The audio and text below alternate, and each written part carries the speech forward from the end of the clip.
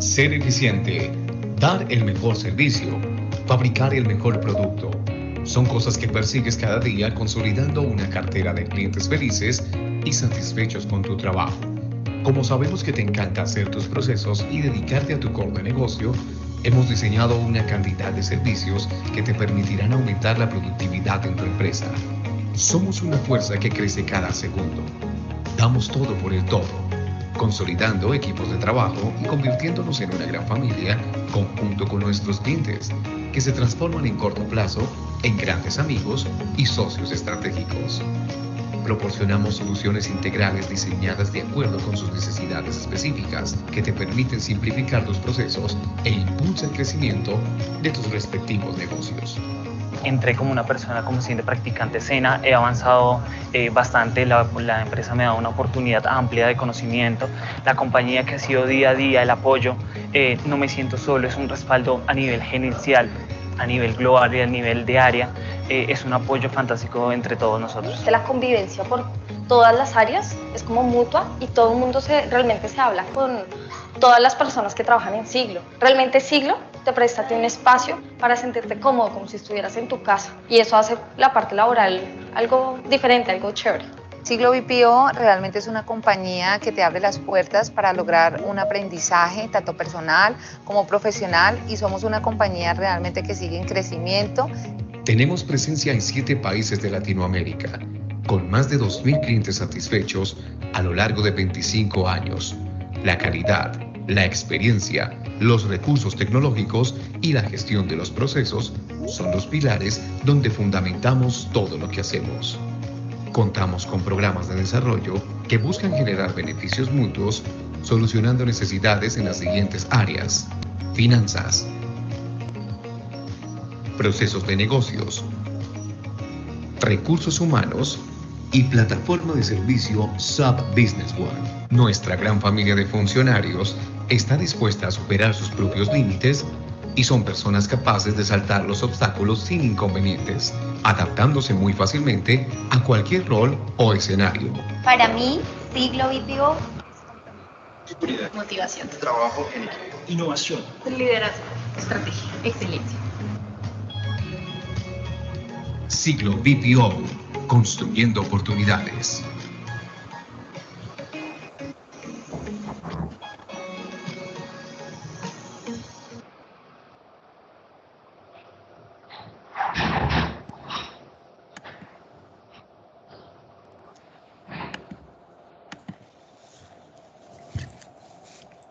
Muy buenos días, es un placer para mí, Ana da Silva, y a nombre de Siglo BPO les damos la bienvenida a nuestro conversatorio internacional titulado Cambios tributarios en épocas de COVID-19, en la cual tendremos la participación de 4 expositores de 3 países de la región, los cuales son Ecuador, Colombia y Perú. En primer lugar, tendremos el gusto de presentar a Jofre Maya, gerente contable de Siglo BPO Ecuador, quien tiene estudios de un MBA en la Universidad Autónoma de Barcelona, ingeniero en finanzas y auditoría, experto en materia tributaria, en normas internacionales de información financiera y análisis financiero. Además, cuenta con más de 14 años de experiencia como auditor. Luego nos acompañará Pablo Granja. Pablo es supervisor contable de Siglo BPO Ecuador, ingeniero en contabilidad y auditoría, capacitador y experto en materia tributaria y normas internacionales de información financiera. Luego le daremos la bienvenida a María Andrea González, quien es contador público, con especialización en ciencias tributarias y normas internacionales de información financiera. Tiene 16 años de experiencia en el área contable y de impuestos en compañías de diversos sectores. Actualmente es la jefa del área tributaria y de precios de transferencia de Siglo BPO en Colombia. Y para cerrar este conversatorio estará haciendo su presentación Era Vélez Villa, quien es contadora con máster en tributación y política fiscal, especialista en normas internacionales de información financiera, especialista en tributación internacional y precios de transferencias, y cuenta con más de 18 años como profesional en materia tributaria. Era actualmente se desempeña como gerente regional de tributos y precios de transferencia en Siglo BPO. Quiero comentarles que pueden ir escribiendo sus preguntas a través de nuestro chat Por favor, agreguen el país de donde nos escriben y una vez terminada la exposición vamos a dar respuestas en ese mismo orden a sus consultas. También recordarles que durante la exposición es importante tener sus micrófonos y videos apagados para evitar ruidos o interferencias en las charlas. Les agradecemos a todos los participantes, clientes y colaboradores que hoy nos acompañan y de inmediato pasaremos a iniciar nuestro conversatorio. Bienvenido, Jofre, buenos días. Un placer tenerte aquí hoy con nosotros. Muy buenos días, Ana. Buenos días, clientes y amigos. Vamos a empezar.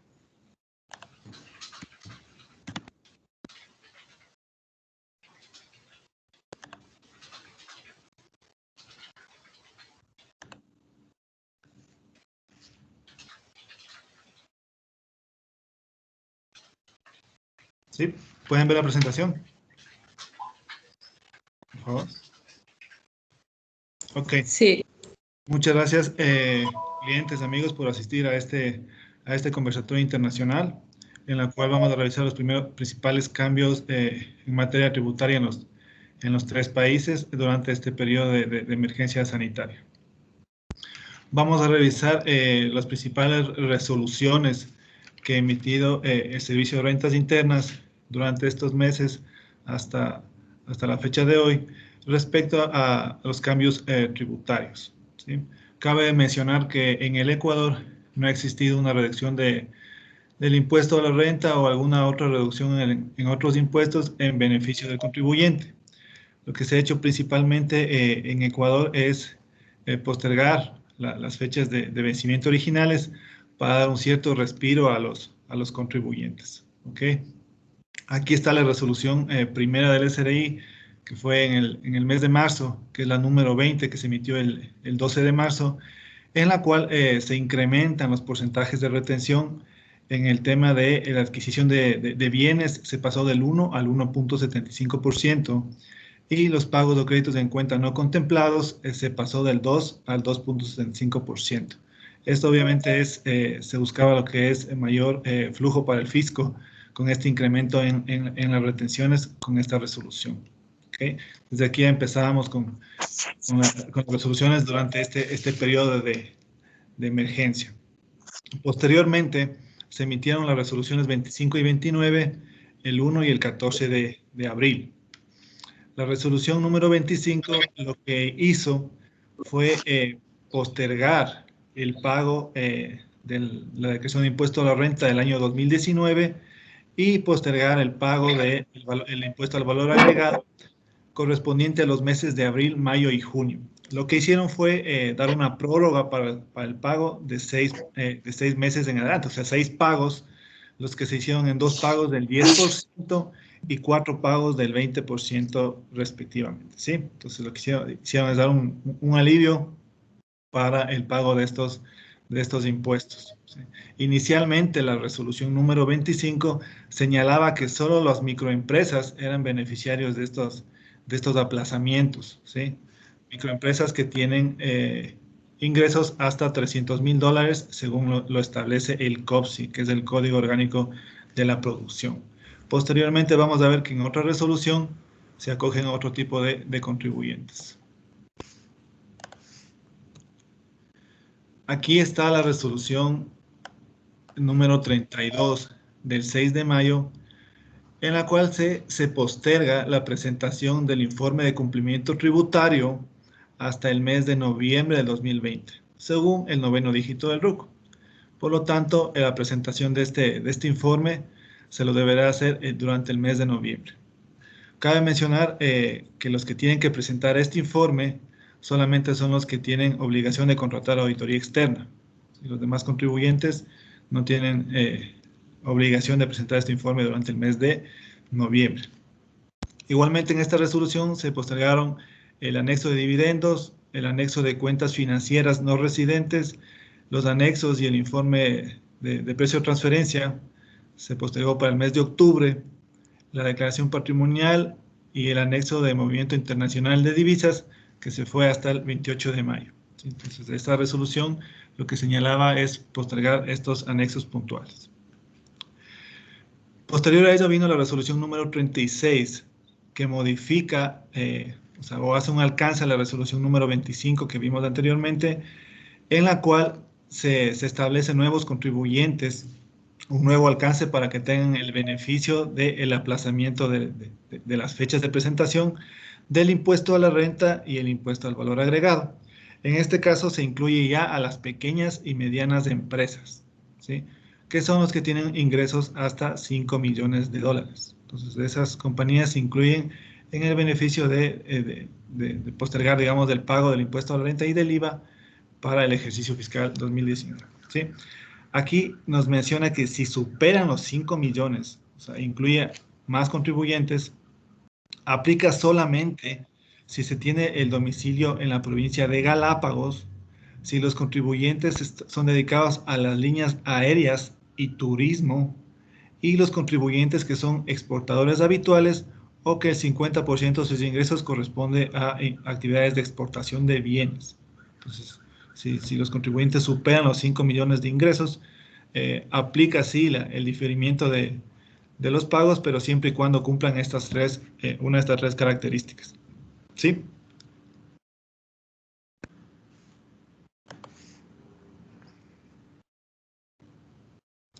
Posteriormente, el 23 de junio, se emite la resolución número 43.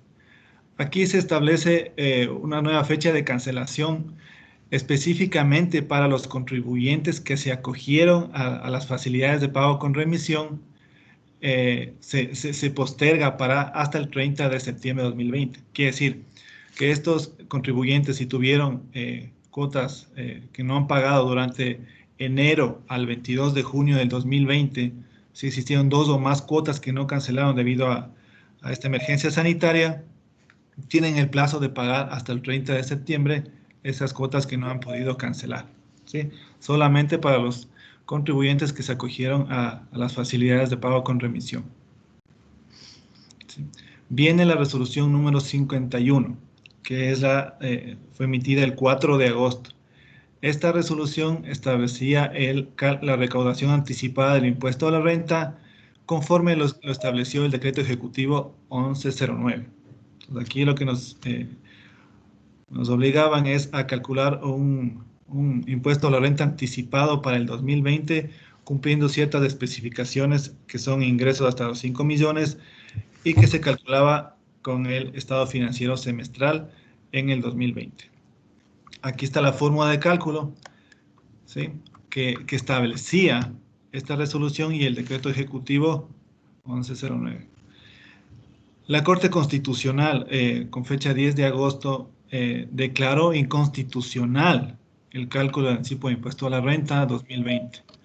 Por lo tanto, las compañías, los contribuyentes no tienen que ya calcular este anticipo de impuesto a la renta debido a que la Corte Constitucional se pronunció y declaró prácticamente inconstitucional el cálculo de este anticipo, por lo que ya quedaría sin efecto.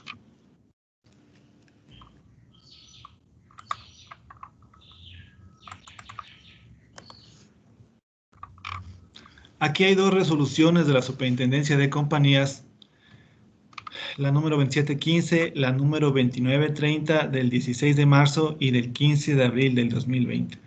Aquí lo que se hizo es dar una prórroga. La primera resolución daba una prórroga hasta el 31 de mayo del 2020 y la segunda dio una prórroga adicional hasta el 30 de junio del 2020 para presentar la información anual societaria a esta entidad de control. Se hizo una prórroga prácticamente de 60 días para la presentación de estados financieros e información societaria a la superintendencia. Luego vino la resolución número 007 del 15 de abril del 2020. En esta resolución establece que se va a pagar en 2 cuotas la contribución a la superintendencia correspondiente al ejercicio fiscal 2019. La una cuota será pagada hasta el 30 de septiembre, el 50%, y la segunda cuota será pagada hasta el 31 de diciembre. ¿Sí? Ese es un alivio que da la superintendencia para el pago de su contribución.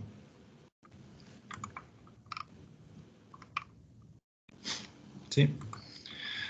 Ahora viene el decreto ejecutivo 1114 que se emitió el 28 de julio del 2020. Este es el reglamento para la aplicación de la Ley Orgánica de Simplificación y Progresividad Tributaria.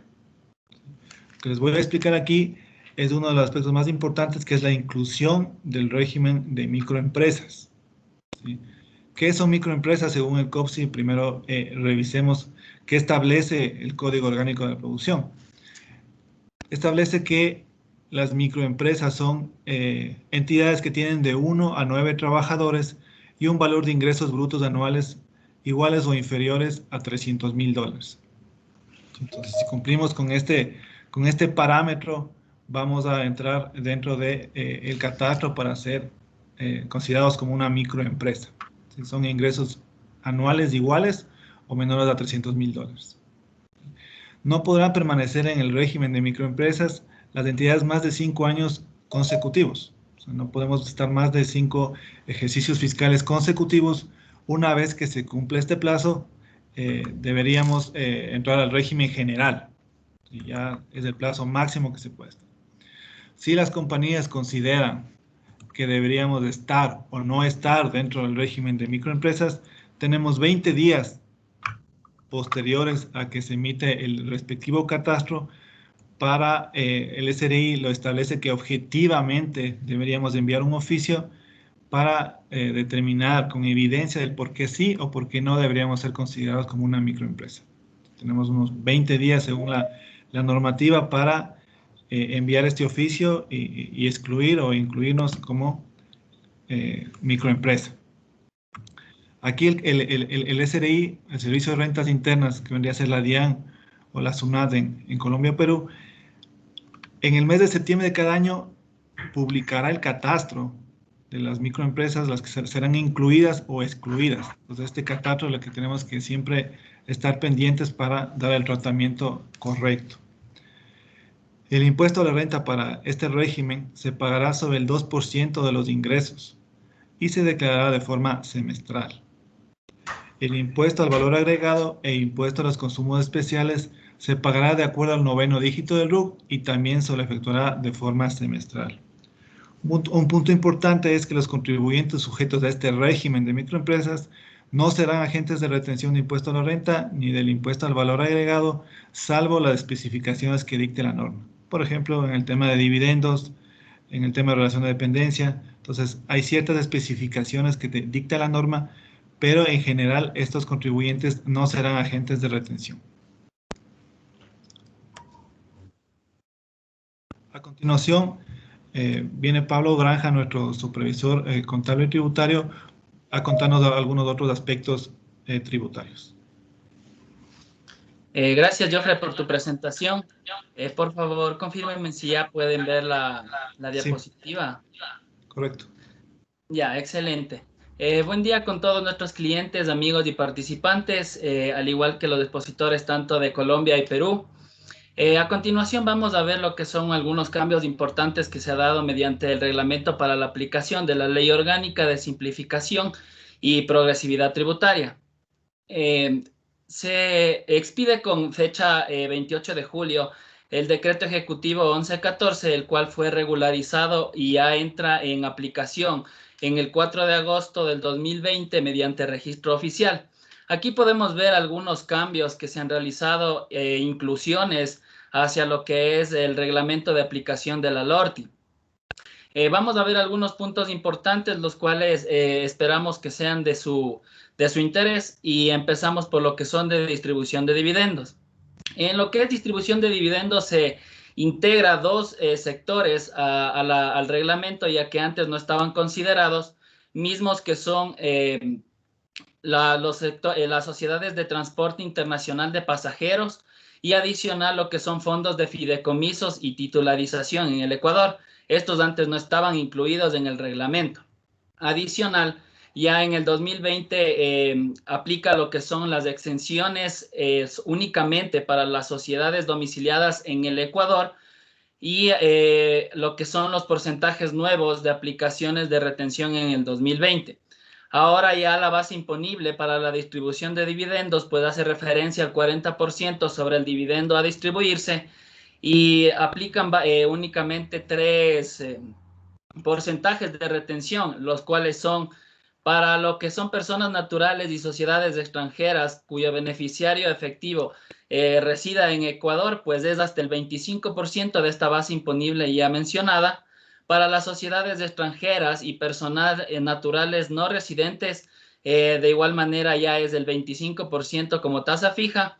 Y cuando no se cumpla el deber de informar lo que es la composición societaria por parte de la compañía que distribuye los dividendos, pues se aumenta 10 puntos en la tasa de retención y llega a ser un 35% sobre lo que es la base imponible a distribuirse el dividendo. Como segundo punto le hemos incluido lo que son impuesto a la renta único para actividades del sector bananero. Aquí hay dos puntos importantes ya a considerarse, ya que el impuesto a la renta único será liquidado o se homologa como viene siendo para las compañías normales, ya que anteriormente se lo realizaba mensualmente. Ahora pasa a ser anualmente y mediante cronograma de acuerdo a lo que lo estipule el SRI, noveno dígito del RUC. De igual manera, lo que es el sector bananero ahora ya ingresa a poder certificarse en cumplimiento de lo que son buenas prácticas agrícolas, y si llega a tener esta certificación, pues ya no estaría sujeta a la tabla anterior por unidades vendidas semanales, que llegaba a ser del 1 al 2%. En este caso ya se establece una tasa única del 1% siempre y cuando se cuente con la certificación. De igual manera, hay cambios interesantes en lo que son los intereses de créditos con partes relacionadas, ya que aquí sí cambia totalmente lo que es lo que se mantenía hasta el cierre del 2019. Hay que considerar que hasta el 2019 pues existía lo que son 3 parámetros para que los intereses del crédito con partes relacionadas del exterior sean deducibles. En este caso hablamos de la relación de endeudamiento del patrimonio no sea mayor al 300%, la tasa de interés no sea mayor a la de la Junta Política y Regulación Monetaria, y que aquellos préstamos sean registrados en el Banco Central, y de igual manera sus pagos, ¿no? a las salidas de divisas del exterior. Ahora, todas estas condiciones únicamente son aplicables para lo que son bancos, aseguradoras y entidades del sector financiero de la economía popular y solidaria. Es decir, los otros contribuyentes son excluidos ya de estas 3 condiciones que aplicaban hasta el 2019, y únicamente quedan estos sectores y aplican para lo que son créditos con partes relacionadas del exterior. Ahora, ¿qué pasa con los contribuyentes que antes estaban bajo este régimen? Ahora se sujetan a un límite que el SRI lo aplica mediante fórmula, que es el 20% sobre la utilidad antes de participación de trabajadores, más intereses pagados, devengados y aquellas depreciaciones y amortizaciones.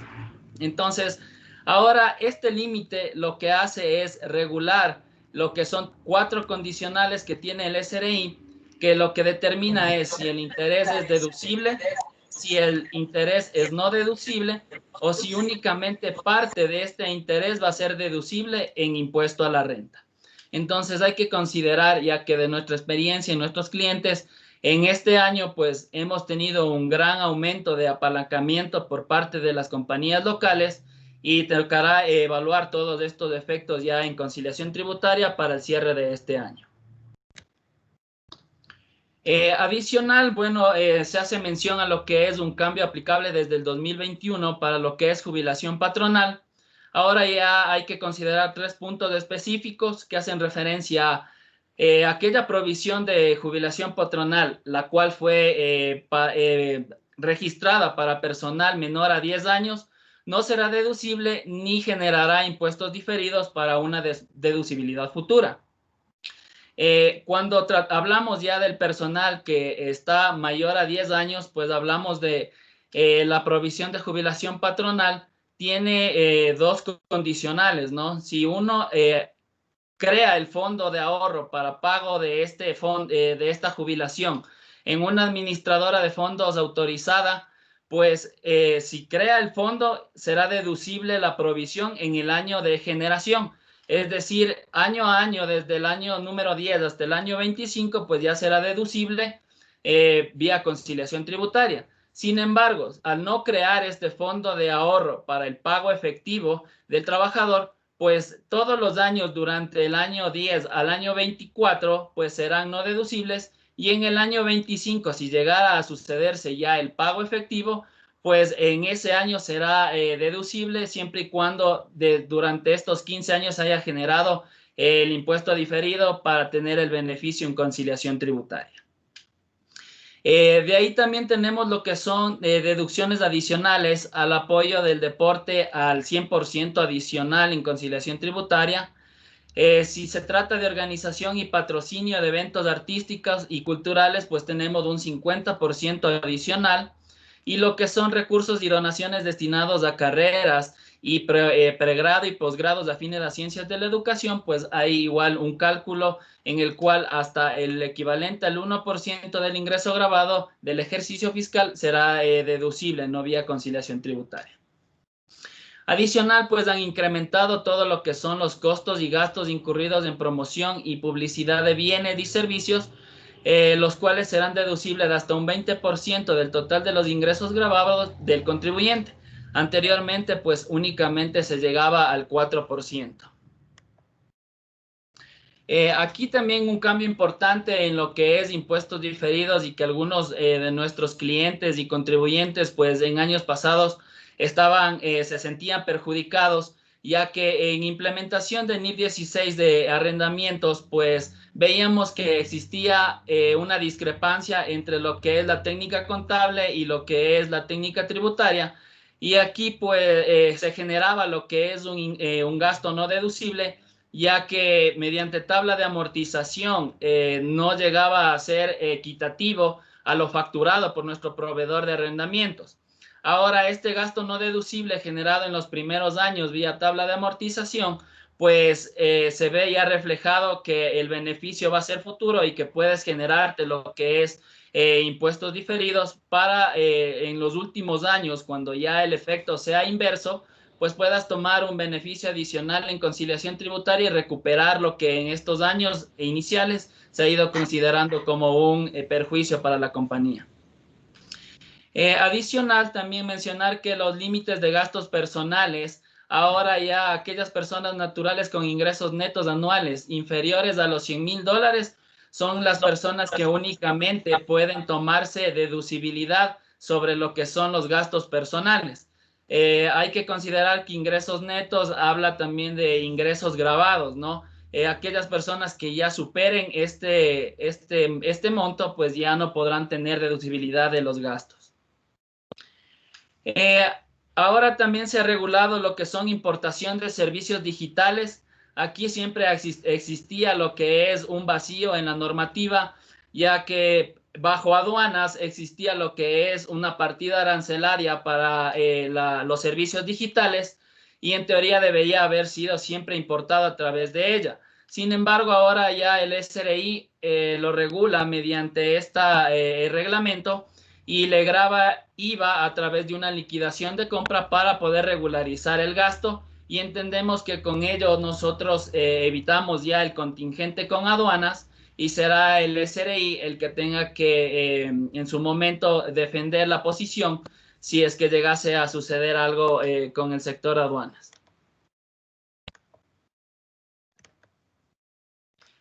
Por último, hemos visto dos puntos importantes también a hacer mención, los cuales son en cuanto a declaraciones, hace referencia cuando el sujeto pasivo presente declaraciones con valores en cero y posteriormente se sustituya, incluyendo retenciones en la fuente. La declaración original será considerada como no presentada y se calculará la multa e intereses de acuerdo a la normativa tributaria. ¿Qué pasaba en años anteriores, no? Antes de este reglamento, que efectivamente las compañías con la finalidad de tener o alcanzar el flujo de efectivo para poder pagar lo que son impuestos, pues hacían declaraciones que no estaban de acuerdo a sus libros contables. Ahora, si es que eso es modificado posteriormente mediante una sustitutiva y incluye lo que son retenciones en la fuente, tanto de IVA como de fuente, de renta, pues estas de aquí ya son consideradas como no presentadas y se incluye la multa correspondiente. Antes únicamente se hacía referencia a los intereses que causaban los valores a pagar en más. Y adicional, pues los contribuyentes especiales ahora están ya regulados por un cronograma específico para ellos, que es el 9º día de cada mes, aun cuando antes se regulaba mediante el 9º dígito del RUC, ¿no? De acuerdo a su cronograma especificado por el SRI. Esto hace que los contribuyentes especiales pues tengan que realizar sus liquidaciones y pagos anticipadas de impuestos, y adicional pues tengan que, si es que este día cae en un día festivo o en lo que son los fines de semana, se anticipa al día hábil anterior, no como generalmente se lo realiza pues al día posterior. Adicional, en lo que son los impuestos a consumo de especiales, pues se grava con ICE a los vehículos híbridos eléctricos plug-in y a todos aquellos derivados de plásticos, que hace referencia a la normativa como fundas plásticas, empaque primario, plástico reciclado, reciclaje de plásticos, plásticos biodegradables y plásticos compostables. Esto en cuanto a lo que son reformas tributarias que se han venido dado por el reglamento para la aplicación de la Ley Orgánica de Simplificación y Progresividad Tributaria. Cualquier duda, por favor, háganos saber a través del chat, como ya les hicieron mención, y doy paso a Andrea González de Siglo Colombia. Muchas gracias. Muchas gracias, Pablo. Buenos días. Desde Siglo Colombia les damos la cordial bienvenida para compartirles algunos temas importantes, teniendo en cuenta que pues por la actual situación del estado de emergencia económica, social y ecológica, ha surgido la necesidad de tomar ciertas medidas en materia tributaria con el fin de afrontar esta crisis, igualmente para promover la reactivación de la economía. ¿Ven mi pantalla en este momento?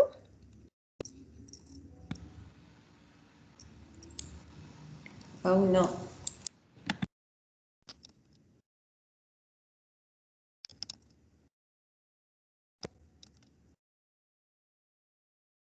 Pablo, por favor, ¿me colaboras si tú todavía estás compartiendo tu pantalla?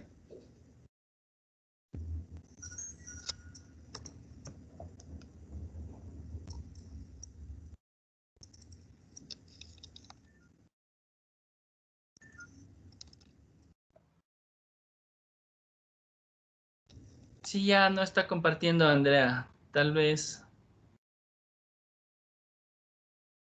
¿Me confirmas, por favor, si ahí la puedes ver? No todavía, Andrea.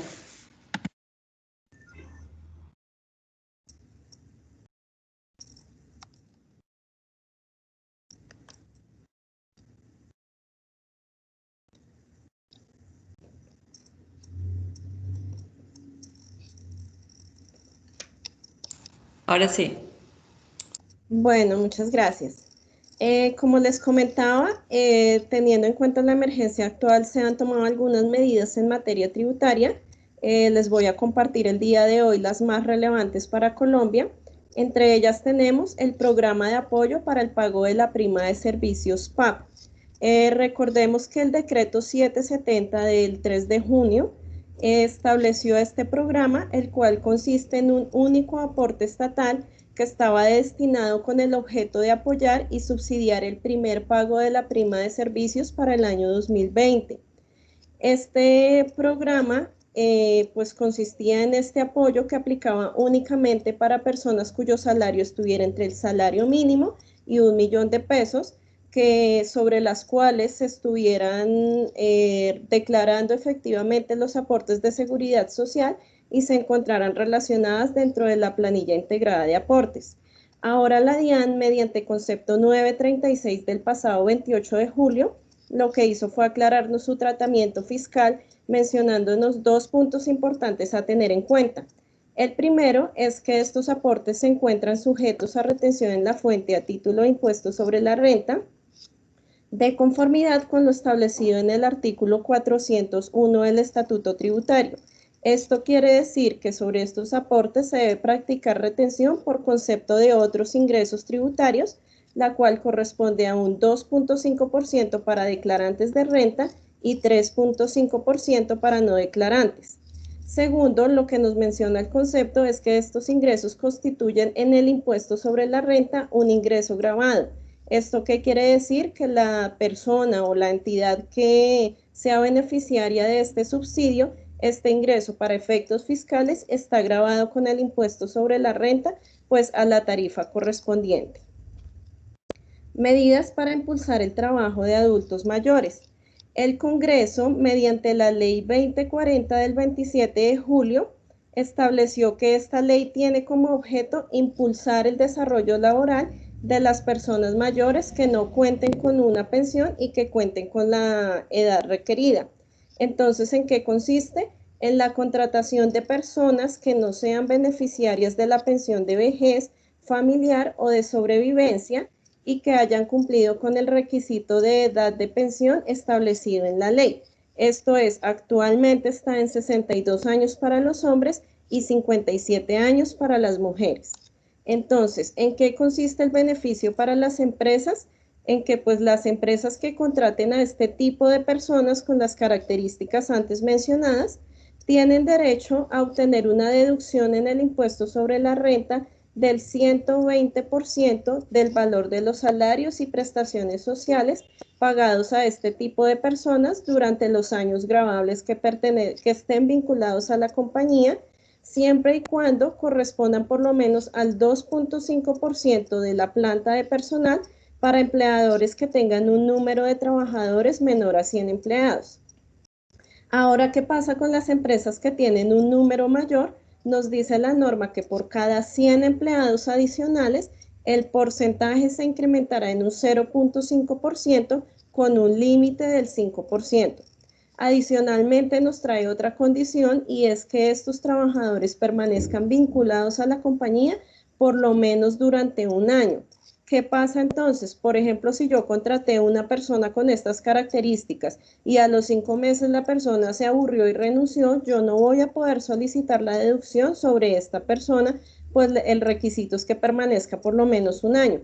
Pero asimismo la norma nos trae una excepción y es que si la persona es despedida con justa causa, antes del año, este periodo de tiempo se puede completar siempre y cuando yo contrate otra persona con las mismas características para cubrir la misma vacante.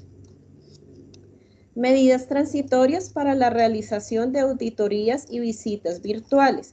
La DIAN, mediante la resolución 79 del pasado 24 de julio, estableció que durante el tiempo que dure la emergencia económica, la DIAN podrá realizar auditorías de manera virtual. Entonces, ¿qué nos establece? Que estas auditorías se realizan pues con el fin de detectar inconsistencias en las declaraciones o de verificar el cumplimiento tributario de los contribuyentes. En este sentido, tenemos dos clases de inspecciones, la inspección tributaria y la inspección contable. La inspección tributaria es el medio con el cual cuenta la DIAN para hacer la constatación directa de hechos, situaciones o características que le interesen dentro de sus procesos en materia tributaria. La inspección contable va dirigida específicamente a contribuyentes o terceros que se encuentren obligados a llevar contabilidad con el fin de detectar algunos hechos, por ejemplo, hechos grabados o no grabados, y por esta misma vía verificar que el contribuyente esté cumpliendo en debida forma con sus obligaciones tributarias.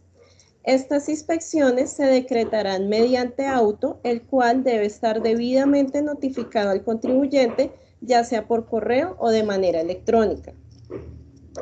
¿Qué nos dice la norma? Que en el auto que decrete la práctica de la diligencia se deberá dejar expresamente señalada la solución digital que se va a utilizar para el desarrollo de la diligencia, de tal forma que el contribuyente pueda disponer de las herramientas necesarias para la práctica de esta.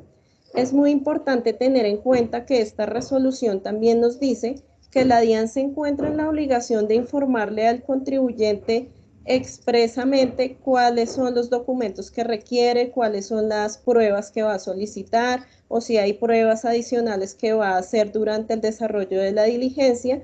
Asimismo, debe especificarle si tiene algunos formatos específicos en los cuales el contribuyente debe aportar la información y el medio por la cual la va a hacer llegar. Otro punto importante que nos menciona la resolución es que esta diligencia puede ser grabada mediante el medio tecnológico con el cual cuente la DIAN. Lo importante es que al final de esta grabación y al final de la diligencia se debe relacionar, se debe dejar un acta en la cual se relacione específicamente el objeto de esa inspección, las pruebas que fueron aportadas, si el contribuyente aportó pruebas adicionales, las conclusiones a que se llegó o que aportó el contribuyente, las personas que intervinieron en la diligencia y la fecha de cierre. Y para finalizar, algo muy importante es que en esta acta debe estar firmada por todas las personas que intervinieron. Esta firma se debe hacer pues de manera digital, escaneada o por algún medio tecnológico. La firman las personas que intervinieron por parte de la DIAN, posteriormente se la remiten al contribuyente para que él de igual manera la firme y la devuelva. En caso de que el contribuyente exprese que por algún motivo que no cuenta con los medios tecnológicos para hacerlo, para hacer esta firma, lo que deben hacer los funcionarios de la DIAN es escanearla y remitirla al correo electrónico del contribuyente que tenga registrado en su RUT, y el contribuyente a partir de ese momento cuenta con un día hábil para mirar los medios a través de los cuales puede firmar y devolver el acta a los funcionarios de la DIAN. Exención de IVA. Recordemos que a raíz de la emergencia económica, la DIAN mediante el decreto 551 decretó la exención de IVA en la importación y en las ventas en el territorio nacional para determinados bienes. Estos bienes son muy específicos y están destinados al cuidado y control del COVID-19. Como la lista es muy extensa, les voy a mencionar para que tengan conocimiento. Algunos de estos bienes son, por ejemplo, gafas protectoras, guantes, mascarillas N95 y de otro tipo, elementos para la protección del cuerpo, cánulas, respiradores, ventiladores, sondas, camas, camillas, alcohol, entre otros. Aquí es muy importante recordar que la exención aplica específicamente para estos bienes. Ahora, la DIAN mediante concepto 803 del 3 de julio nos dice que para efectos de que se pueda acceder a esta exención se deben cumplir dos condiciones específicas. La primera es que sea un producto de los señalados expresamente en el decreto. La segunda, que tenga como finalidad el control y prevención del COVID. Es decir, que si por ejemplo yo soy una odontóloga y tengo un consultorio y de pronto voy a adquirir mascarillas, elementos para la protección del cuerpo, gafas, etcétera, en este caso no aplicaría la exención, porque la norma es muy clara al decir que debe tener como finalidad el control y la prevención del COVID-19. Lineamientos, información exógena, 3 días sin IVA. Recordemos que durante el mes de junio y mes de julio se desarrollaron 2 días sin IVA. Entonces, ahora la DIAN lo que exige es que se debe reportar información exógena sobre las operaciones realizadas en estos días. Entonces, la resolución 64 del 18 de junio, la cual fue modificada por la resolución 75 del 8 de julio, lo que nos trae son los lineamientos respecto a la información que deberá entregar el responsable de IVA en relación con las ventas realizadas durante estos 3 días. Estos 3 días fueron reglamentados mediante el decreto legislativo 682 de 2020. Para tener un poco más claro el tema, lo que hizo esta norma fue establecer una exención especial del impuesto sobre las ventas para el año 2020 para determinados bienes corporables muebles que sean enajenados dentro del territorio nacional. Es muy importante tener en cuenta aún cuáles bienes están cubiertos, puesto que el primer día ocurrió el 19 de junio, el segundo día el 3 de julio y el tercer día aún se encuentra pendiente. Este ha sido aplazado. Hasta ahora la norma pues no nos ha señalado cuándo va a ser, pero es posible que sea en el mes de septiembre o en el mes de diciembre. Los bienes cubiertos son Elementos de vestuario cuyo precio de venta por unidad sea igual o inferior a 20 VTs. Esto corresponde a 712.000 pesos. Complementos de vestuario cuyo valor sea también igual o inferior a 20 VTs, que son 712.000 pesos. Electrodomésticos con valor de 80 VTs, que son 2.848.000 pesos. Elementos deportivos por el mismo valor de 80 VTs. Juguetes y juegos con un valor de 10 VTs, que corresponden a 356.000 pesos. Útiles escolares cuyo precio de venta por unidad sea igual o inferior a 5 VTs, que corresponden a 178.000 pesos. Y por último, bienes e insumos para el sector agropecuario por un valor igual o inferior a 80 VTs. Es muy importante mencionar que para la aplicación de esta exención, el vendedor debe realizar la venta directamente a la persona natural que va a ser el usuario final de estos productos. Asimismo, para que los usuarios de estos productos tengan derecho a esa exención, el pago lo deben realizar únicamente con tarjeta de débito, tarjeta de crédito o cualquier medio electrónico. Entonces, para concretar el tema de la información exógena que ahora nos solicita la DIAN, pues la DIAN, a través de su resolución que ya mencionamos, nos establece las características específicas que debe contar, con las cuales debe contar esta información, la cual se debe transmitir, igual que la información exógena nacional que estamos acostumbrados a reportar todos los años, por medio virtual utilizando la firma electrónica. Entre algunos de los requisitos que nos exige esta norma es reportar información sobre el comprador, como es su número de identificación, reportar sus nombres. Sobre el tema de la factura, el tipo de la factura, el número de la factura, lugar y fecha de expedición. Sobre los bienes, la categoría y el género al cual pertenecen, el número de unidades, la unidad de medida, el valor unitario y el valor total. Y asimismo relacionar información sobre el medio de pago. Recordemos que es muy importante remitir esta información a la DIAN en debida forma, es decir, completa, sin errores y dentro de las fechas establecidas, que en este momento la fecha límite que se tiene para enviar esta información es el próximo 31 de agosto. El hecho de no enviar la información, de reportarla tarde o con algún tipo de error nos va a acarrear una sanción que va entre el 3 y el 5%. Procedimiento automático de devolución o compensación de saldos a favor. También, a raíz de la pandemia, la DIAN, mediante el decreto 535 de abril del 2020, nos dio la posibilidad de acceder a un procedimiento automático de devoluciones, el cual aplica pues para personas que tengan en ese momento saldos a favor en sus declaraciones de IVA o en sus declaraciones de renta.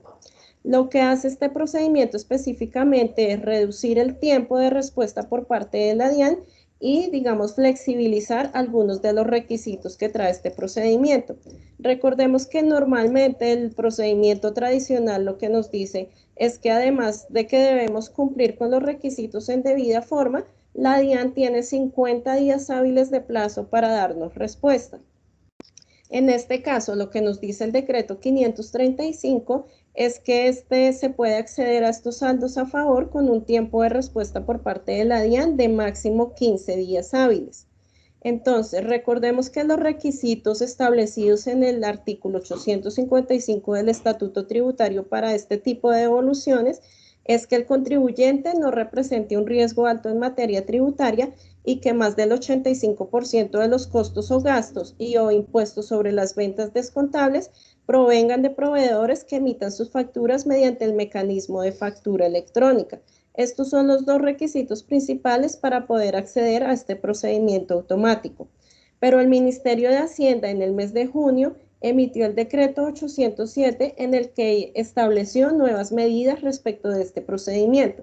Este procedimiento ya con este decreto nos dice que aplicará entre el 22 de junio y el 31 de diciembre de 2020.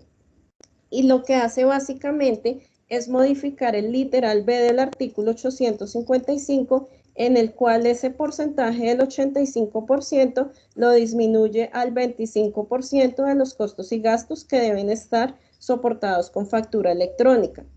Asimismo, es importante recordar y tener en cuenta que para el procedimiento tradicional de devolución o compensación de saldos a favor, el pasado 27 de julio la DIAN expidió la resolución 82, en la cual nos modificó un poco esos requisitos que teníamos antes.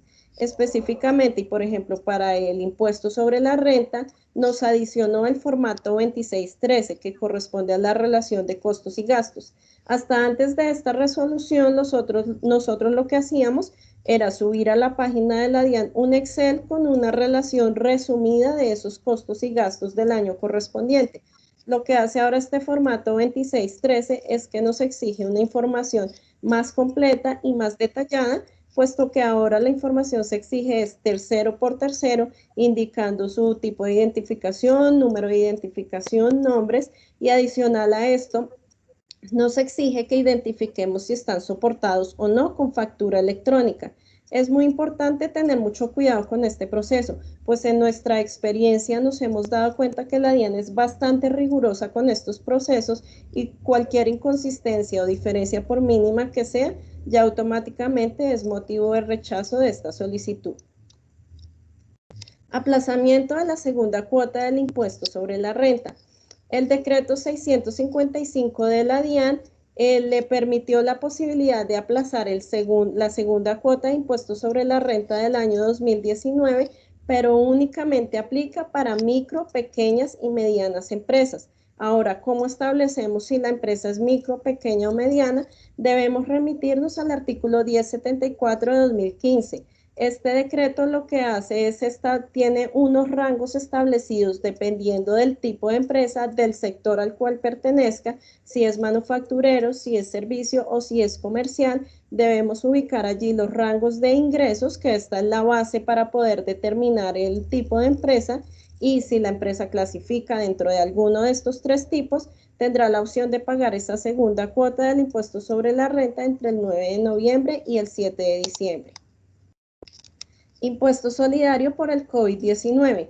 Aunque, digamos, en este momento este impuesto ya no está vigente, sí es importante tener en cuenta algunas características y puntos importantes. El Ministerio de Hacienda, mediante el Decreto Ley 568, creó este impuesto con una destinación específica para la inversión social en la clase media vulnerable y los trabajadores informales. Lo que nos dice esta norma es que los sujetos pasivos son los servidores públicos y las personas naturales vinculadas mediante contrato de prestación de servicios de apoyo a la gestión pública que tuvieran unos salarios y honorarios iguales o superiores a 10 millones de pesos. Este impuesto se pagaba de forma mensual dentro de la declaración de retención en la fuente y tenía unas tarifas entre el 15 y el 20%.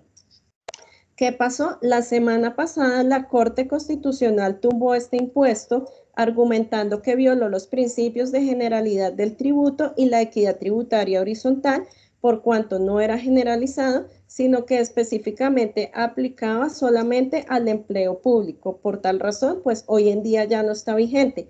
Pero es importante tener en cuenta que estuvo vigente desde el mes de abril hasta el mes de julio y que las personas que tuvieron que pagar este impuesto no se los van a devolver. Entonces, ¿qué nos dice la Corte Constitucional actualmente? Que estos pagos que realizaron esas personas durante estos meses los podrán tener en cuenta como anticipo para su impuesto de renta del año 2020. Finalmente, les puedo comentar que a finales de julio se radicó un proyecto de reforma tributaria para el 2020. Aunque hasta ahora solamente es un proyecto, sí es importante que conozcamos cuáles son los puntos principales que propone esta reforma. En cuanto al impuesto al patrimonio, incluye a las personas jurídicas. Actualmente este impuesto aplica solamente para personas naturales, ahora incluye a las personas jurídicas. Nos dice también que el hecho generador va a ser la posesión de un patrimonio líquido igual o superior a 3.000 millones de pesos para personas naturales, un patrimonio líquido igual o superior a 80.000 millones de pesos para personas jurídicas. Asimismo, nos propone unas tarifas entre el 1 y el 4% para personas naturales y entre el 4 y el 6% para personas jurídicas. Actualmente la tarifa estaba en el 1%. Impuesto a los dividendos nos modifica las tarifas para personas naturales residentes.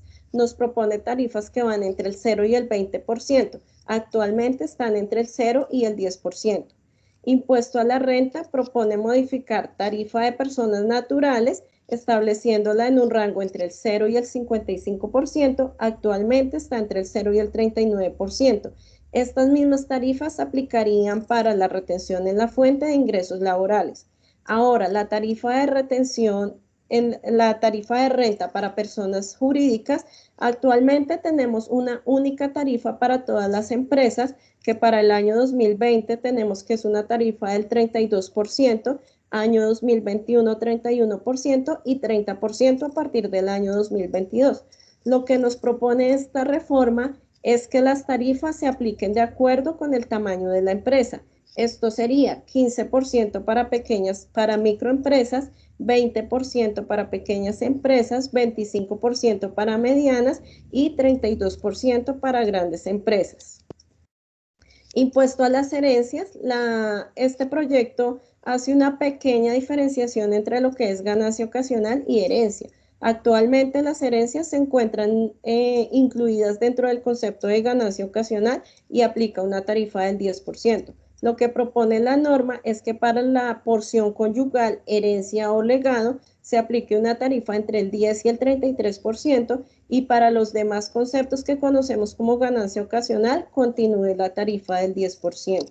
Finalmente, este proyecto propone unas limitaciones a los beneficios tributarios, como son el descuento tributario en la adquisición de activos fijos reales productivos, propone un límite del 15%. Actualmente se podía tomar el 100% de este IVA. Rentas exentas propone un 30% de la renta líquida y descuentos tributarios un 20% del impuesto bruto de renta. Actualmente los descuentos tributarios, la limitación que tienen es del 75% del impuesto determinado por renta presuntiva. A continuación le damos paso a Era para que continúe con su presentación. Muchas gracias. Hola Andrea, ¿cómo estás? Buenos días con todos. Gracias por participar. Saludos desde Perú para Ecuador y Colombia. Bueno, voy a continuar con la parte de los cambios tributarios de Perú, los principales cambios. Por favor, me comentan si es que ven mi diapositiva. Hay algunos chilenos también para que nos saluden. Saludos también entonces a los chilenos que nos están viendo.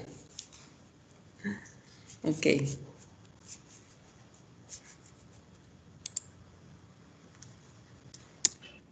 Bien, vamos a empezar.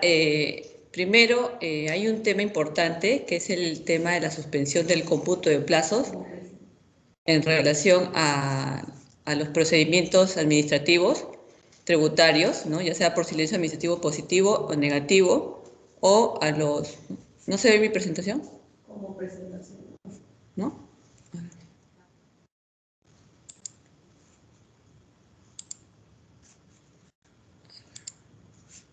¿Ahí se ve?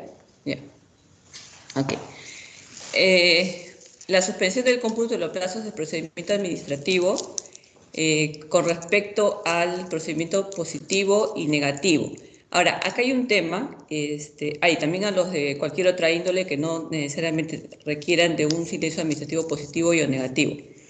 El tema aquí importante o más trascendental es que este plazo solo fue hasta el 10 de junio del 2020. Eso quiere decir que a partir del 11 de junio del 2020 se vuelven a computar todos los plazos que quedaron suspendidos, ¿no? Ya sea en un procedimiento de trámite de devolución, reclamación, o cualquier otro procedimiento contencioso que se haya seguido con la administración tributaria. Y también, de repente, en algún cómputo de plazo para lo que sea el tema de la prescripción. Después también se emitieron dos resoluciones. La administración tributaria emitió dos resoluciones de Superintendencia Junta Administrativa de Tributos Internos en relación a la discrecionalidad de no sancionar, ¿no? ¿Esto qué implicaba? Que, por ejemplo, si ustedes habían cometido una infracción durante el periodo del 16 de marzo hasta el 30 de junio, no se iban a sancionar esas infracciones, pero solo hasta el 30 de junio. Lo que nosotros indicábamos en varios conversatorios, y que ya lo hemos señalado incluso, es que esta infracción debiera subsanarse antes o incluso hasta el 30 de junio. ¿Por qué? Porque como ustedes han visto ya, se aplazaron los cronogramas, ¿no?, de presentación de impuestos, de declaraciones mensuales, anuales, y este aplazamiento solamente estaba para los contribuyentes PRICOS que tenían ingresos hasta 5.000 UITs o para cualquier otro tipo de contribuyente con ingresos hasta 5.000 UITs. Pero no así se había dado algún cronograma adicional para aquellos que superaran la base de 5.000 UITs. Entonces, por eso nosotros recomendábamos que la subsanación se hiciera dentro del plazo del periodo en el que SUNAT estaba otorgando la discrecionalidad. Pero este plazo se amplía para ciertas provincias y departamentos. Como ustedes ya saben, hay algunos departamentos y provincias que tienen un alto contagio en el tema de COVID-19 y donde la cuarentena aún permanece, ¿no? También hubo una modificación de las tasas de interés aplicables, ya sea para el tema de pago de intereses moratorios como para la devolución de impuestos, ya sea en moneda nacional o extranjera, por el tema, cuando ustedes vayan a solicitar hagan una solicitud de devolución de retenciones y o percepciones, ¿no? Esto también varió. Evidentemente, si la tasa de interés moratorio, que es la que nosotros pagamos, que termina siendo un costo para SUNAT, un ingreso, perdón, para SUNAT baja, evidentemente la tasa de devolución, que es un gasto para SUNAT, también tiene que bajar, ¿no? Otro tema importante también fue la extensión del plazo de arrastre de pérdidas. Ustedes saben, bueno, para aquellos que no conocen la norma interna de Perú, pero nosotros tenemos dos sistemas de arrastre de pérdidas, el sistema A y el sistema B. El A básicamente lo que señala es que el arrastre de pérdidas se podrá hacer durante 4 años consecutivos, pero tiene un límite, ¿no? En caso uno no las agote en estos 4 años consecutivos, la pierde. Con respecto al sistema B, te permite compensar hasta el 50% de los ingresos obtenidos, ¿no?, o de la renta neta obtenida. Esto sí tiene una ventaja porque no tiene un límite. Entonces, ¿qué es lo que nos da el legislador para el periodo 2020? Considerando el tema de la pandemia, era evidente que muchos contribuyentes iban a tener una pérdida que probablemente no sea este año, también incluso se extienda hasta el siguiente ejercicio. Entonces, te daba la opción que solo la pérdida del periodo 2020 pueda ser aplicada por 5 años consecutivos y no 4 años, ¿no?, solamente por esta excepción para este periodo.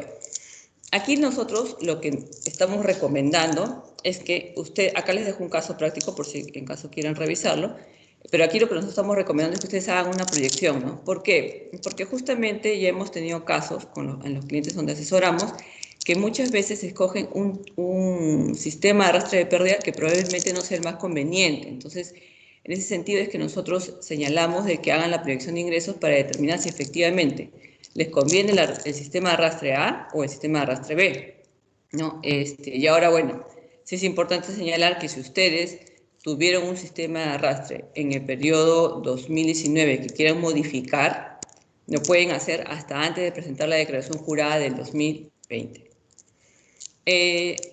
Ahora, considerando el tema de la pandemia, y era evidente que los centros de servicios al contribuyente de SUNAT no iban a aperturarse, ¿no?, y tampoco a atender, se creó una mesa de partes virtual. Esta mesa de partes virtual, el objetivo era facilitar a los contribuyentes en sus procedimientos administrativos, ¿no?, o en la presentación de algún documento. Tiene un horario la mesa de partes virtual, ¿no? Está entre las 00 horas y las 16:30 horas, se considera como día hábil. En caso usted lo presente, usted presente algún documento fuera de ese horario, se considera recién recibido al día hábil siguiente, ¿no? Esto es importante porque no vaya a ser que piensen que es como cuando uno declara los impuestos y tiene hasta las 11:59 de la noche para presentar sus impuestos. No vayan a pensar que lo va a pasar lo mismo para el mes de parte virtual. Y como ya se están implementando una serie de requerimientos y procedimientos de fiscalización que podrían ser por mesa de parte virtual o que podrían ser por clave SOL, entiéndase los procedimientos de fiscalización parcial o definitiva electrónica o probablemente algún procedimiento de fiscalización electrónica. Yo solo les muestro esta pantalla para indicarles cómo es el procedimiento de consulta de la mesa de partes virtual. Lo que ustedes ven aquí en la pantalla solo es el trámite del expediente virtual, pero no es el trámite del expediente que yo estoy interponiendo, ¿no? En este caso nosotros hemos interpuesto un recurso de reclamación, pero no significa que haya sido atendido el 20 de julio, sino que recién el 20 de julio el trámite de mesa de partes virtual elevó el expediente al área de reclamaciones, ¿no? De ahí hay otra numeración del expediente de reclamación que ustedes tienen que darle una continuidad para saber cuál es el curso que está siguiendo. Después también nosotros hemos tenido un subsidio por parte del gobierno en relación a las planillas del sector privado, ¿no? Que equivale al 35% de las remuneraciones que se otorgan a los trabajadores cuyos ingresos brutos sean máximo de 1.500 soles. Pero esto solamente era para el periodo de enero 2020, ¿no? Y siempre y cuando el trabajador cuyo cese del trabajador no sea anterior al 15 de marzo. Este subsidio es importante señalar que se reconoce para efectos tributarios, no se reconoce como un ingreso para efectos tributarios porque, de acuerdo a nuestra normativa, no es una operación que devenga de una operación con un tercero, ¿no? Sino es con el Estado. También hemos tenido otros programas de incentivos que ha sido el programa Reactiva, ¿no? Este programa Reactiva lo que le daba la facilidad a las empresas era que era garantizado por el Estado, ¿no? Actualmente sigue vigente porque tuvimos dos tramos, ¿no? Tuvimos un Reactiva 1 y un Reactiva 2. Fueron fondos de más de 30.000 millones de soles en cada uno de los dos Reactivas. La idea de este programa de Reactiva era que el gobierno garantizaba, ¿no?, el no pago de la deuda. Entonces, por eso es que las tasas de interés en relación a una tasa que normalmente uno puede solicitar con una entidad financiera era muchísimo más baja, ¿no? Incluso está en el 0.5 hasta el 2% más o menos, ¿no?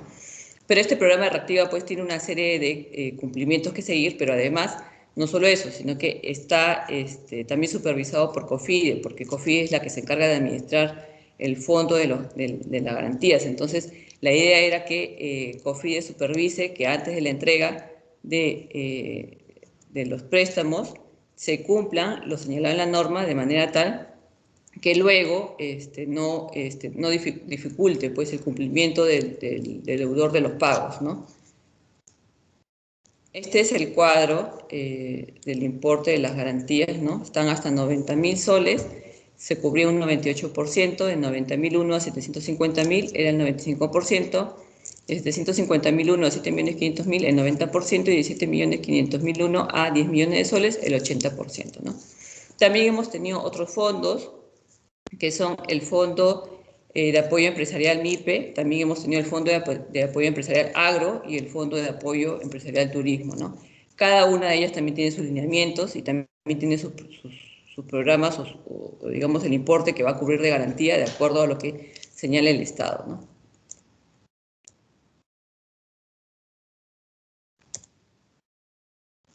Luego se incorpora el régimen de aplazamiento y de fraccionamiento tributario, ¿no?, conocido como RAF, que permite que las deudas tributarias se puedan aplazar y o fraccionar, ¿no? La idea de este régimen es solo temporal, porque está vigente hasta el 31 de agosto, ¿no? Eran deudas del Tesoro Público como también las deudas de salud, ¿no? Aquí están las normas que están regulándolas, el decreto legislativo 1487, también tenemos el reglamento, que es muy pequeñito en realidad, y luego sale la resolución que aprueba el formulario 1704, que se expide a través de clave SOL, ¿no? Otro alivio que se le da al contribuyente fue el régimen especial de depreciación, ¿no? Este régimen especial de depreciación es solo excepcional y temporal, ¿no? La idea era que se aplicara una tasa del 20% para las construcciones y edificaciones que iniciaran a partir del 2021, que iniciaran a partir del 2020 y que al 31 de diciembre del 2022 tengan un avance del 80%. ¿No? Esta depreciación se aplica a partir del 2021. Ese es un tema, ¿no? Porque esperábamos que probablemente este beneficio pueda darse en el año 2020 y no en el 2021, ¿no? Ahora, también puede ser el hecho porque está un poco en sintonía con el tema del arrastre de pérdidas, ¿no? Probablemente si daban una tasa de depreciación mucho mayor para el 2020, esto iba a implicar pues que el tema de las pérdidas se eleve, ¿no? O las pérdidas que pueda arrojar una compañía durante el 2020 pueda ser elevada y no se logre la compensación durante los 5 años, ¿no? Pero bueno, igual se emitió el régimen especial de depreciación y todo es aplicable todavía recién a partir del 2021. También hay que tener en cuenta que esta tasa del 20% para edificaciones y construcciones puede ser aplicable para aquellos que adquieran edificaciones, ¿no? Durante los periodos 2020, 21 y 22, ¿no? Y la tasa aplicable es del 20%. Para estos casos de contribuyentes que adquieran las edificaciones, es facultativo, ¿no? Esto no es mandatorio como en el caso de aquellos que sí hayan iniciado construcciones a partir del 1 de enero del 2020.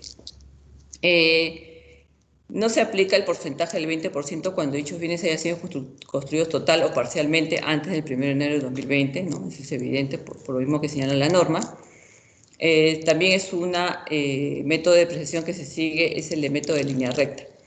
También se otorga un régimen especial de depreciación para los equipos de procesamiento de datos, maquinaria y equipo de vehículos y de transporte, ¿no? Las tasas están en el orden del 50, 20, 33.3% y 50%. Igual, seguimos en la misma línea de lo anterior, son para aquellos bienes adquiridos durante el 2020 y 2021 y la depreciación recién se podrá aplicar a partir del 2021. Se da una modificación de plazos de depreciación. Ya esto es específicamente para el sector de hospedaje, agencias de viaje, restaurantes y otros, ¿no? Durante los ejercicios gravables de 2021 y 2022, los edificios y construcciones de establecimientos de hospedaje, de viaje y turismo, restaurante y otros que al 31 de diciembre del 2020 tengan un valor por depreciar, se podrán depreciar a razón del 20% anual, ¿no? Igual, como el caso anterior, estamos hablando de una depreciación que recién va a ser vigente a partir del 2021 y 2022, ¿no? También se da una tasa especial para el tema de vehículos de transporte de terrestres que sean parte del activo fijo, ¿no? Que esté relacionado evidentemente a la generación de los ingresos de este sector, ¿no? Establecimientos de hospedaje, agencias de viaje, restaurantes y otros. Consideraciones que hay que tener en cuenta es que hay que mantener cuentas de control especiales respecto a los bienes materiales de este beneficio. Hay que tener una lista detallada de los bienes del activo fijo y su correspondiente depreciación, ¿no? Si en caso ustedes gocen de unas tasas mayores, podrán seguir aplicándolas. No es aplicable para aquellos que hayan firmado un convenio de estabilidad tributaria. Las normas que rigen para considerar un establecimiento de hospedaje, agencia de viaje, turismo, restaurante y otros, están reguladas por el Decreto Supremo 001 del 2015 de MINCETUR, ¿no? Y las demás normas que les estoy dejando aquí, ¿no? También otro tema que fue importante está relacionado a la modificación del pago a cuenta de renta, ¿no? Creo que aquí ha sido probablemente lo más ventajoso que podamos haber tenido. ¿Por qué? Porque te daba la opción de suspender el pago a cuenta de renta o, en su defecto, aplicar el factor a tu coeficiente, ¿no? Pero tenía una serie de reglas, ¿no? Las reglas eran que en tanto tus ingresos hubiesen disminuido en más del 30%, tú tenías la opción de suspender el pago a cuenta de renta. Si en caso tus ingresos no hubiesen disminuido o hubiesen sido una disminución hasta el 30%, tú aplicabas tu coeficiente y a ese importe del pago a cuenta le aplicabas el factor, ¿no? Y era el importe que tú ibas a pagar. Pero esto era un comparativo que tenías que hacer durante los periodos de abril a julio de 2020 contra los ingresos obtenidos también en el mismo periodo de abril a julio, pero del 2019. Si tú no hubieses obtenido ingresos en abril a julio del 2019, tenías que escoger el mes en el que más hubieses tenido ingresos durante ese periodo para poder compararlos con abril a julio del 2020. Si no hubieses tenido ingresos durante todo el periodo 2019, entonces podías usar enero y febrero del 2020, ¿no? El mayor, y lo comparabas con abril a julio del 2020. Pero si no hubieses tenido ingresos durante enero y febrero del 2020, entonces lo que hacías es aplicar el coeficiente y luego aplicabas el factor, ¿no? Aquí hay un caso práctico que es casi similar a lo que les estoy indicando. Otro tema que también se incorporó, más que se incorporó, que tuvo una modificación relevante, fue el tema de las instrucciones. Normalmente nosotros en Perú tenemos una norma que regula la destrucción de las existencias, pero se tiene que dar un aviso, ¿no?, a SUNAT, y este aviso es con 6 días de anticipación. Así estaba regulada la norma hasta el 21 de abril. A partir del 22 de abril ya no son 6 días de anticipación que se debe dar el aviso a SUNAT, sino son 2 días útiles de anticipación, ¿no?, anteriores a que se lleve a cabo la destrucción. Durante el periodo de emergencia se dieron las siguientes opciones, ¿no?, que si tú habías hecho una destrucción desde el 1 de enero hasta el 21 de abril en la que no hubieses seguido probablemente los lineamientos de la norma anterior, tenías la opción de hacer la comunicación a SUNAT y además entregar un informe, ¿no?, independientemente que el costo de las existencias supere las 10 UITs. Lo que pasa es que nosotros no teníamos antes esta norma que regulaba la entrega de un informe, ¿no? Normalmente era la destrucción y, bueno, después el aviso a SUNAT y ante un juez o un PAS letrado, ¿no? Pero la idea era que el aviso a SUNAT, que haya cambiado ahora de 6 días a 2 días, ahora se incorpora este informe para aquellas destrucciones que se hagan como máximo, cuyo costo de venta sea como máximo hasta 10 UITs. Pero para las destrucciones, como les decía, que se hayan iniciado desde el 1 de enero hasta el 21 de abril y que no hayan seguido el procedimiento anterior, podrán hacer uso de este informe, así el importe del costo de las existencias haya superado las 10 UITs. Y el informe se debe entregar, o se debió entregar, el 7 de agosto, que fue la semana pasada, que venció el plazo. También había que tener en cuenta el hecho de que tuvimos una sentencia de casación, ¿no?, y una resolución del Tribunal Fiscal, en donde ambas emitían como resultado final la posibilidad de compensación del saldo a favor de renta. ¿Esto qué implicaba? Que si, por ejemplo, ustedes tenían un crédito de renta anual, que normalmente se compensa tras los pagos a cuenta del siguiente ejercicio, ¿no?, ya yo no tenía solamente la posibilidad de hacer esa compensación automática regulada en el artículo 40 del Código Tributario, sino que yo ahora podía hacer esa compensación de parte contra otros tributos, ¿no? Esos tributos podían ser, pues, retenciones, percepciones, IGB por obtención de servicios, renta de quinta, ¿no?, y otros. Esa compensación se puede solicitar y se podía solicitar, o aún se puede solicitar en caso ustedes todavía tengan la posibilidad de un saldo arrastrable por compensar, a través de mesa de partes virtual, ¿no? Hay un formulario virtual que hay que llenar. Otro tema también que había que tener en cuenta, al menos para el ejercicio 2019, era el hecho de la incorporación de la firma digital en los expedientes electrónicos, ¿no? Ya nosotros hemos tenido varios conversatorios en relación al uso de la firma digital y la importancia de la misma, ¿no? No quiero dejar pasar este momento porque esto es obligatorio para todos los contribuyentes a partir del 1 de agosto, pero eso no quita que ustedes tengan igual que coordinar con el auditor, ¿no? En el caso de que se trate de una fiscalización parcial electrónica o una fiscalización definitiva electrónica, si requiere la información con la firma digital o es suficiente de repente con una firma digitalizada escaneada, ¿no? ¿Por qué lo digo esto? Porque probablemente muchos de ustedes todavía no tengan la firma digital y en caso no la tengan, coordinen con los auditores para ver la posibilidad de presentar los documentos en forma escaneada sin hacer uso de la firma digital. Nosotros hemos tenido una resolución que se emitió, la 084 del 2016, que hablaba de la incorporación del sistema integrado de expediente virtual. estaba específicamente regulado para las operaciones o para, digamos, para las resoluciones de ejecución coactiva, en la que uno tenía que presentar expedientes electrónicos vía ClaveSol, y es más, tú podrías incluso vía formulario 5011, que por ClaveSol, poder interponer algún documento al ejecutor coactivo, ¿no? Incluso hasta podías dejar tus datos, ¿no? Si necesitabas de alguna comunicación. La idea de este expediente virtual, cuando se incorpora esta resolución, la 262 del 2019, es ampliar ya no solamente para la cobranza coactiva, sino también para los procedimientos de fiscalización electrónica y parcial. Y es acá donde se incorpora el tema del uso de la firma digital. Pero además salió otra resolución, que es la 106 del 2020, en la que señala que a partir del 1 de agosto se vuelven a reactivar las esquelas, ¿no? O las cartas inductivas mediante esquelas, en la que siempre le solicitan al contribuyente alguna información adicional cuando existe algún cruce de información, ¿no? O cuando de repente te dan un aviso de que estás siendo omiso a alguna presentación o al pago de algo, ¿no?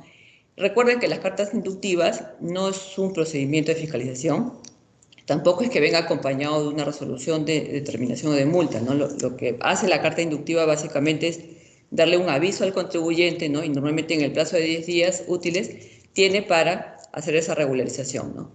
También se van otra vez a aperturar los actos de comparecencia, ¿no? Era evidente porque durante el tema de la pandemia los centros de servicios del contribuyente, como le dije, no estaban aperturados. Pero ya en julio de este año se comenzaron a ir aperturando poco a poco los centros de servicios del contribuyente, ¿no?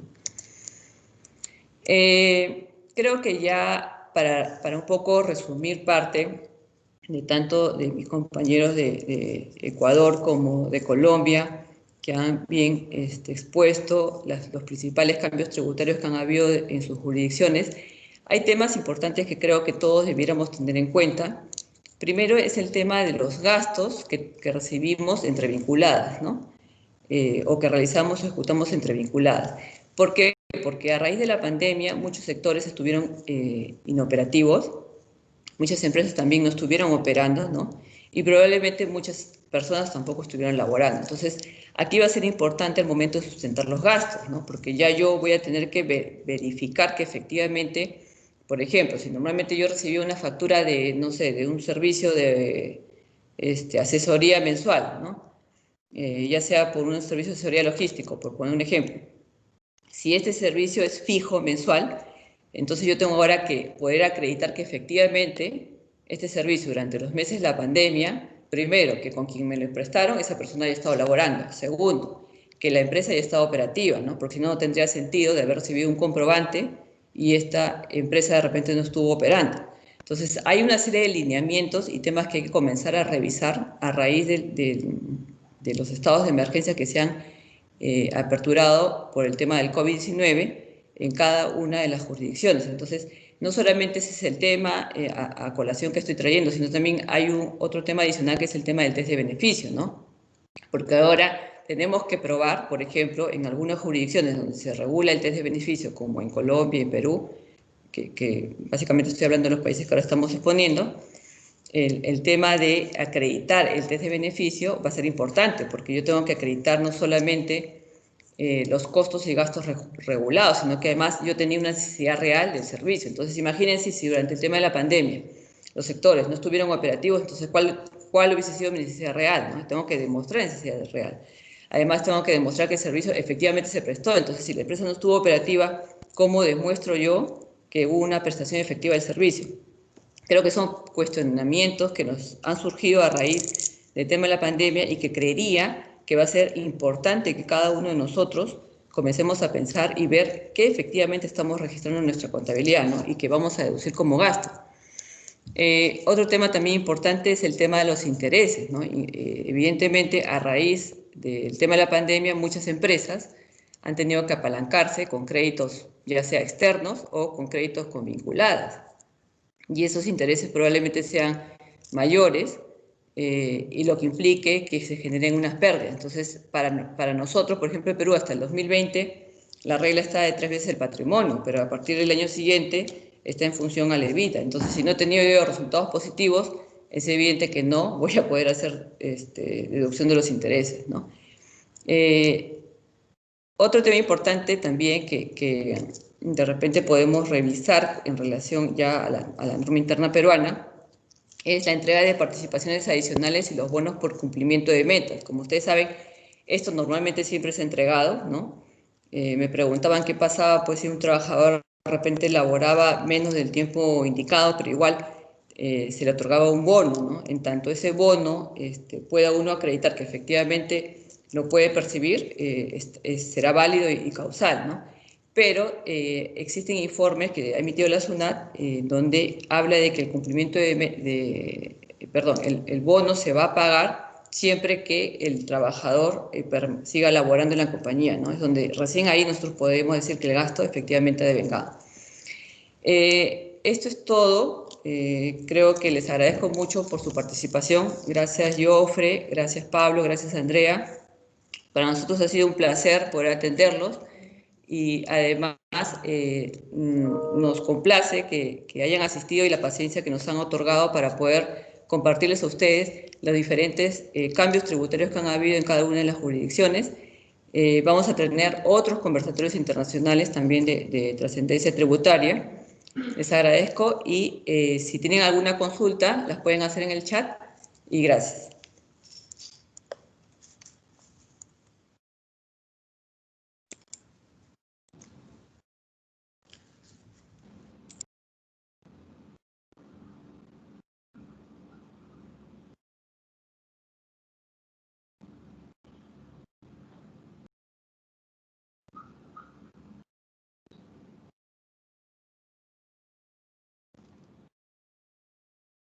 Somos Siglo BPO. Brindamos servicios especializados con un equipo de profesionales altamente calificados, con presencia en 7 países: México, Costa Rica, Panamá, Colombia, Ecuador, Perú y Chile, en el cual se encuentra nuestra casa matriz. Contamos con más de 25 años de experiencia en el mercado en las siguientes áreas: contabilidad, con el outsourcing contable, finanzas corporativas, con recursos humanos en liquidación de nóminas, consultoría laboral, selección de personal, administración de personal, sistema de seguridad y salud en el trabajo, con procesos de negocio en servicios administrativos, precios de transferencia y BPO, en SAP Business One con implementación, soporte, auditoría, capacitación, migración y facturación electrónica.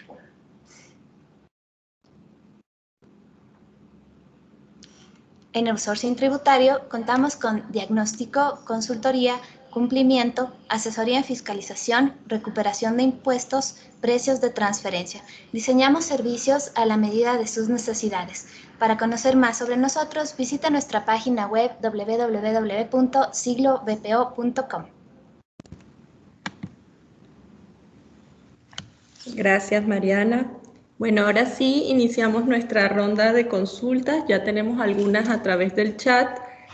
Aprovechar de recordarles que pueden ir escribiéndolas y es importante que coloquen el país de donde nos escriben para poder absolverlas, ¿no? La primera consulta que tenemos es de Sandra, viene desde Ecuador y la pregunta va para Pablo o Jofre, ¿no? Dice: si yo soy una ONG y debo realizar retención de impuestos a microempresas que están dentro, ¿debo realizar la retención de impuestos a microempresas que están dentro del catastro? ¿Cómo está, Sandra? Buen día. Ya estamos revisando lo que es la normativa y en el artículo 253.22, en lo que son ya las inclusiones para microempresas del reglamento a la LORTI, pues habla tanto del agente de retención y los agentes de percepción de impuesto a la renta.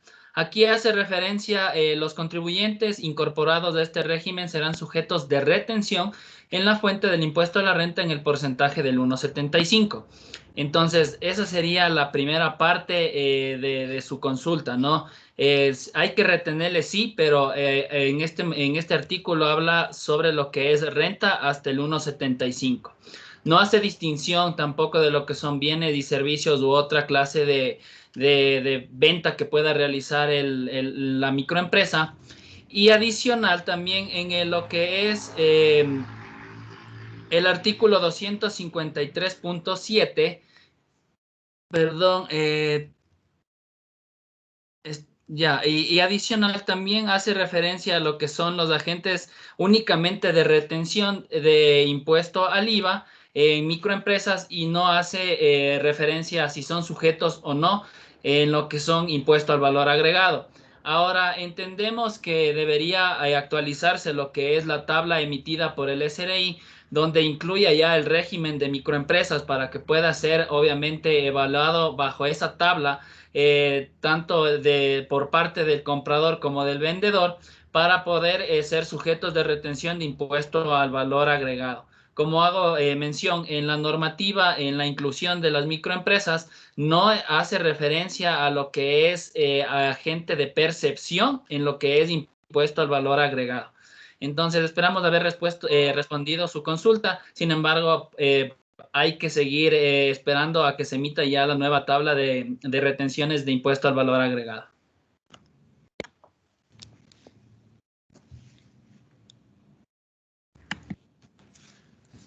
Perfecto. Bueno, aprovechando que Pablo y Jofre están allí, vamos con la siguiente consulta que también es para Ecuador. Dice, nos las hace Erika. Por favor, ¿me podrían indicar si tengo una empresa que se encuentra en ciclo preoperativo, puede estar en microempresas? Sí, a ver, en el capítulo 2 del reglamento, en el artículo 253.7, especifica las inclusiones por oficio del SRI, donde se incluirán las compañías mediante el catastro en este régimen de microempresas. Ahí especifica que las entidades que están en fase preoperativa no serán incluidas en el catastro. Entonces, este tipo de compañías no formarán parte del catastro de microempresas hasta que tengan ingresos de su actividad principal. Entonces, no serán incluidas hasta que suceda que ya tengan ingresos de su principal actividad. Esa sería la respuesta, Erika. Gracias, Jofre. Vámonos ahora con Colombia, ¿no? Tenemos una consulta de la señora María del Pilar. Dice, para las devoluciones de saldo a favor de personas naturales cuyos ingresos provienen de una relación laboral, ¿aplica la devolución express teniendo en cuenta que las retenciones en la fuente de los pagos que realizó el empleador no lo hizo a través de una factura electrónica? Gracias. Buenos días, señora María del Pilar. Claro que sí aplica. La norma nos establece que estas devoluciones automáticas aplican tanto para personas jurídicas como para personas naturales. Aquí lo que tenemos que tener en cuenta de la facturación electrónica es que lo que tenemos que tener soportado mediante este documento son los costos y gastos y los impuestos descontables para el caso de IVA. En el caso de la declaración de renta, los costos y gastos se refiere específicamente cuando se trata de personas naturales, es para aquellas personas que son independientes. Por ejemplo, un comerciante, por ejemplo, un abogado que es independiente y tiene una oficina. Entonces, sus costos y gastos asociados a esta actividad serían, por ejemplo, gastos de arrendamiento, de servicios públicos, etcétera. Pero para las personas que perciben sus ingresos solamente de una relación laboral, no se requiere este soporte de costos y gastos.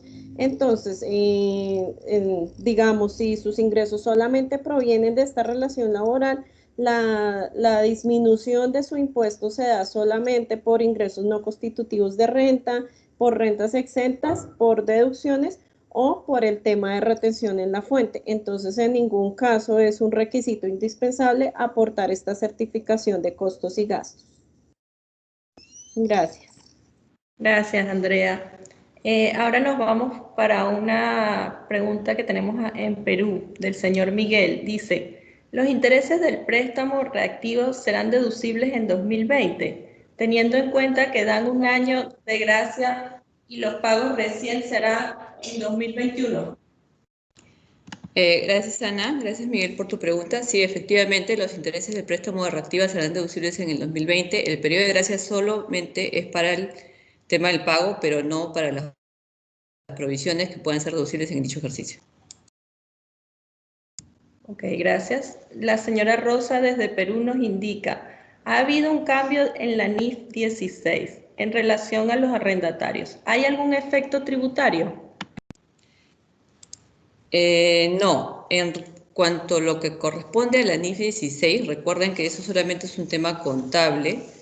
Todo lo demás que está regulado para efectos tributarios sigue vigente y no debería aplicarle, ¿no? Hay un tema de considerar una materialidad con respecto al ajuste de los contratos de arrendamiento, pero como ingreso, pero no debiera eso tener un efecto tributario. Gracias, Gera. Tenemos una consulta de la señora Diana y es tanto para Ecuador como para Perú. Dice, una empresa peruana está vendiendo equipos a Ecuador por un importe superior a $565.000. Por favor, ¿esta exportación tiene alguna retención en Ecuador, considerando que solo son equipos de cómputo?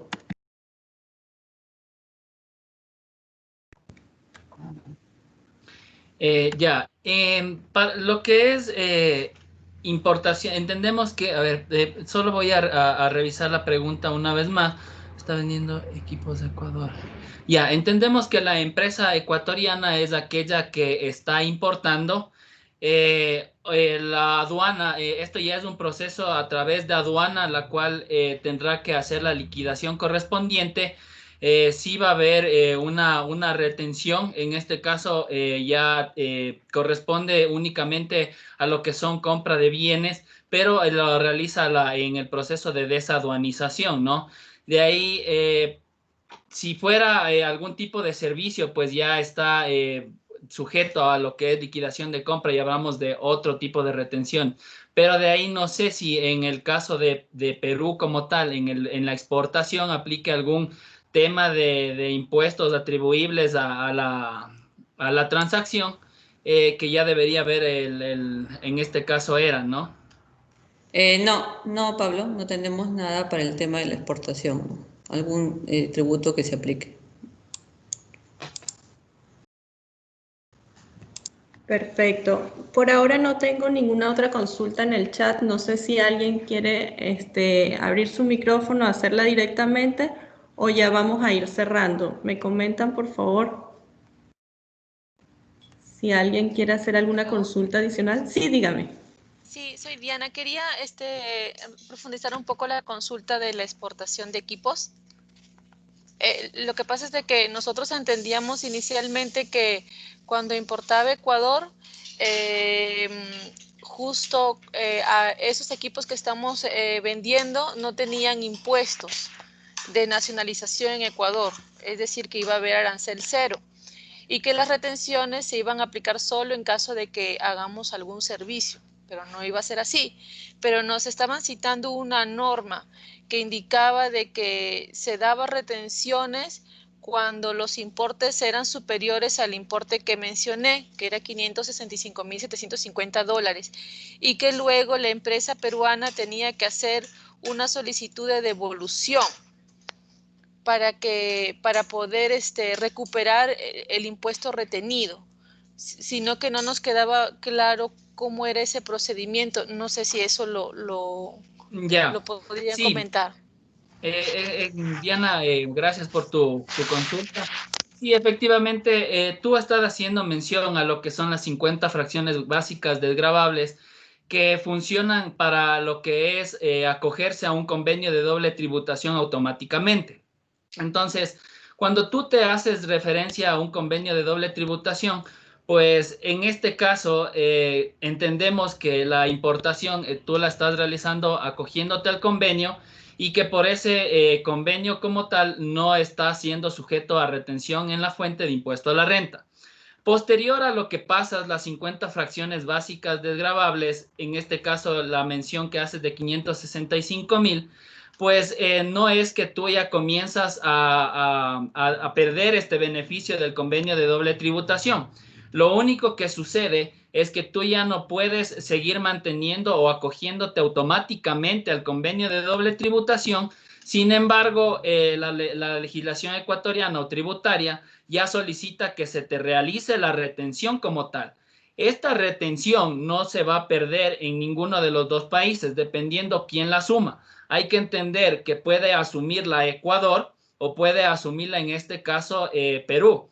Cualquiera de los dos casos que sea, en el caso ecuatoriano, pues puede de igual manera hacer la gestión, como también puede hacer la legislación peruana a través de un representante en el Ecuador para la solicitud de esta retención realizada a efectos de que ya pasaron el umbral de acogerse automáticamente al convenio de doble tributación.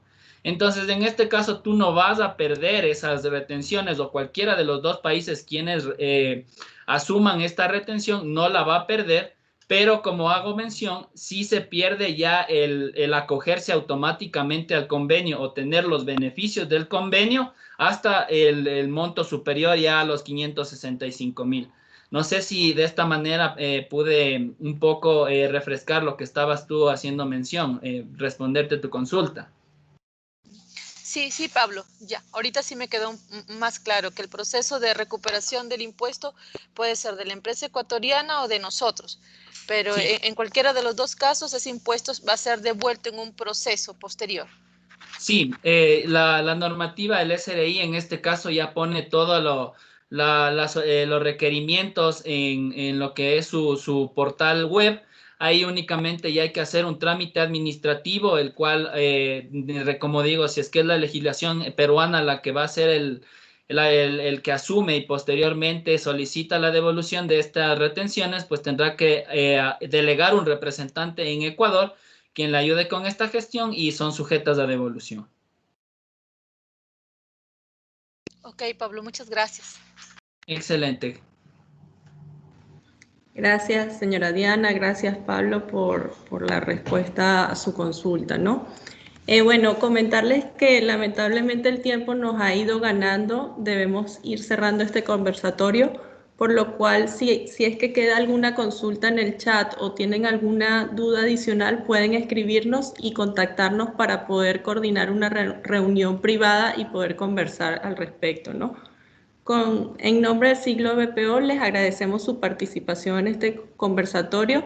Recordarles que pueden visitarnos a través de nuestra página web www.siglobpo.com y seguirnos a través de nuestras redes sociales, tanto en Facebook como en LinkedIn, ya que siempre estamos publicando información actualizada de interés en este chat, ¿no? En el chat les estamos dejando información según el país que corresponda. También recordarles que de tener alguna consulta o requerir una propuesta pueden contactarnos directamente a través de los datos que hemos dejado en el chat para ustedes. Sin más que agregar y agradeciendo su atención y a los expositores, Jofre, Pablo, Andrea y Era, les deseamos que tanto ustedes como sus familias se encuentren muy bien de salud y que pronto podamos salir de esta situación tan complicada que estamos viviendo en cada uno de nuestros países. Que tengan un bonito y próspero día. Muchísimas gracias. Hasta luego. Gracias.